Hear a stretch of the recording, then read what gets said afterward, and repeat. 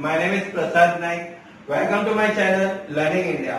आज हम लोग देख रहे हैं प्रैक्टिस सेट नंबर 6.3 में। In this practice set they are given you the formula, it is a cube minus b cube. So based on the formula only, we will be doing the practice set of 6.3 का question number 1. Full sum we will be doing on this formula only. What this formula says, a cube minus b cube is equal to a minus b, a minus b, bracket close, again bracket open, a square plus ab plus b square. Correct? अगर आप लोगों ने मेरा previous video देखा रहेगा practice set 6.2 में, I have solved all the sums. वहां पे the formula was a cube plus b cube का क्या था, it was a plus b, it was correct. Then again bracket open, a square minus ab plus b square था। कहां पे? a cube plus b cube में। यहाँ पे क्या है, a cube minus b cube पे क्या होगा पता है, जो a प्लस b का ऑपोजिट होने वाला है, it will be a minus b, और यहाँ पे जो माइनस साइन था उसके जगह पे प्लस साइन आएगा, a square plus ab plus b square. This will be the changes here what we are seeing in practice set 6.2। If you are not seeing that, go to the playlist and you can watch my videos for practice set 6.2. Now in question number 1 का first sum they are given you as y cube minus 27. So y cube का मतलब आता है y cube minus 27 किसका cube है, ये 3 का cube है। 3 इंटू 3 9, 9 इंटू 3 27, तो हो गया ना 3 का क्यूब। तो ये हमारा फॉर्मूला में आएगा a cube minus b cube में। तो a का वैल्यू क्या आएगा मेरे पास, a का वैल्यू आएगा मेरे पास and right here a is equal to y और b इज इक्वल टू 3 आएगा। करेक्ट, a का वैल्यू y आएगा, b का वैल्यू 3 आएगा।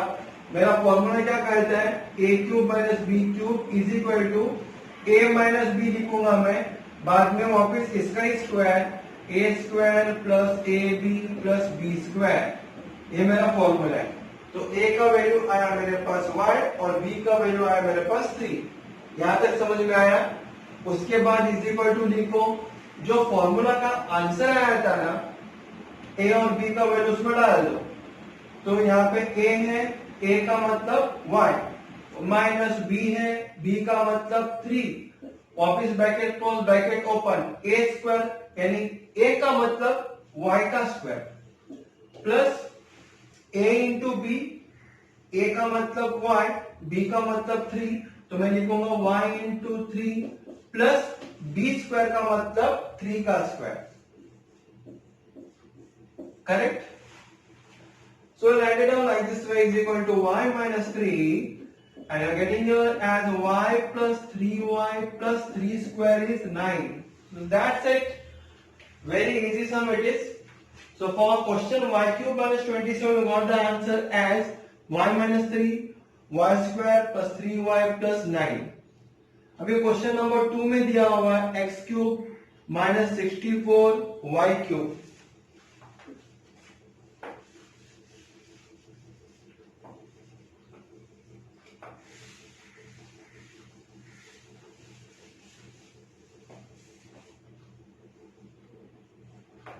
What it is? x cube minus 64 y cube, बराबर है। सो अभी 64 किसका क्यूब है ये? यू ऑल नो दैट 64 4 का क्यूब है, क्योंकि 4 into 4 is 16 4 the 64। So we can write it down here as x cube minus 4 y का क्यूब। समझ में आया ना? तो 4 इंटू 4 इंटू 4 इज 64, y का cube will be y cube. तो मैं a का वैल्यू क्या आएगा बताओ, a का वैल्यू आएगा x और b का वैल्यू आएगा 4y। a cube minus b cube का फॉर्मूला के हिसाब से, बराबर है। a cube minus b cube यानी a का वैल्यू है x, माइनस और माइनस है, b का वैल्यू है 4y। तो return here, this is my formula, a minus b bracket open, a square plus ab plus b square. So what we will do, the value of a and the value of b in the formula, we will be putting down the values here. Correct? So write it down is equal to a minus b का मतलब x minus 4y again a square का मतलब x square plus a b का मतलब x into 4y plus b square का मतलब 4y का square. It is like this way. Again answer as x minus 4y. Here we will be getting x square plus 4xy plus 16y square. Correct? X minus 4y, x square plus x into 4y. तो 4xy आएगा plus 4 का square 4 into 4 16. Y square will be as it is. So this is my final answer. We got it as x minus 4y bracket open x square plus 4xy plus 16y square. Now next question we will do 27m cube minus 216n cube.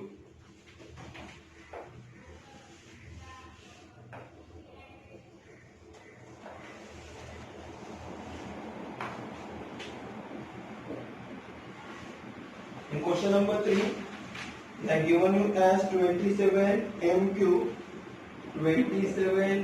cube minus 216n cube, right? Minus 216 it is n cube. So you have to know here 27 किसका cube है? 3 का. 3 into 3 9, 9 3 हो गया 27. तो मैं लिखूंगा यहाँ पे 3m का क्यूब माइनस 216 किसका क्यूब है? 6 का. 6 6 का 36, 36 6 का 216. Write it down here as 6n का क्यूब. अभी मेरा a का वैल्यू क्या आएगा? 3m आएगा और b का वैल्यू क्या आने वाला है? 6n. This is our formula a cube minus b cube. तो जहां पे a और b दिखाई देता है वहां पे 3m और 6n डाल दो. तो हम लोग लिखेंगे is equal to bracket open a minus b का मतलब 3m minus 6n bracket close. Again bracket open a square means 3m का square plus a into b का मतलब 3m into 6n plus b square का मतलब 6n का square. Bracket close. So getting here as 3m minus 6n और 3m का square का मतलब 3 का स्क्वायर. 3 3 जा 9. So आएगा यहाँ पे 9m स्क्वायर प्लस 6 3 जा 18. So right here 18mn plus 6 का square 36. So right here 36n square.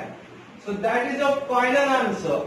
We got the answer as 3m minus 6n and we got it here as 9m square plus 28mn plus 36n square. Here also you can do it 9m square plus 18mn plus 36m square n square. उसका भी आप लोग क्या कर सकते हो पता है? जो कॉमन नंबर है वो निकाल सकते हो. जैसे कि एक एकदम one more step is needed here. If you see here carefully दोनों किसके टेबल में है? देखो तो दोनों 3 के टेबल में है. तो हम लोग लिखेंगे यहाँ पे इज इक्वल टू 3 लिखता हूं मैं. 3 को मैं बाहर निकाल देता हूं तो बचा क्या? m minus 2n. Correct. Cross check करो जो आंसर हम लोग ने लिखा बराबर है कि नहीं है. 3 इंटू एम हो गया 3m plus into minus is minus 3 into 2 हो गया 6 और n ऐसे रह गया. So my this answer is correct. अभी हम लोग क्या करेंगे पता है? नेक्स्ट ब्रैकेट के ऊपर ध्यान देते हैं. यहाँ पे कॉमन क्या दिख रहा है हम लोग को? कॉमन अल्फाबेट है क्या तीनों में? पहला टर्म, दूसरा टर्म, तीसरा टर्म में सब अल्फाबेट कॉमन है? नहीं. यहाँ पे m है, यहाँ पे mn है, यहाँ पे n है. तो अल्फाबेट कॉमन नहीं है. ये तीनों नंबर देखो किसके टेबल में जाते हैं एट अ टाइम? तीनों 9 के टेबल में जाते हैं. करेक्ट. सो हम लोग लिखेंगे मल्टीप्लाई बाय 9 लिखता हूं यहाँ पे. ब्रैकेट ओपन करता हूं मैं. 9 इंटू क्या करेगा तो 9m स्क्वायर आता है. तो 9 इंटू एम स्क्वायर करेगा तो 9m² आता है, plus 9 into 2 is 18, so write here 2mn plus 9 4s are 36, so write here 4n square, correct? So 3 into 9 कितना होता है? बीच में देखो मल्टीप्लाई का साइन है, इसके लिए हम मल्टीप्लाई कर सकते हैं. अगर बीच में प्लस का साइन रहता तो we cannot add also, correct? Because your variables are different, that is why. But multiplication, we can multiply. 3 9s are 27. Then m minus 2n, then m square plus 2mn plus 4n square. So like this way, we'll be getting the final answer as 27 m minus 2n m square plus 2mn plus 4n square. Now we'll go to the next question, question number 4. In question number 4, they are told you about 125 y cube minus 1.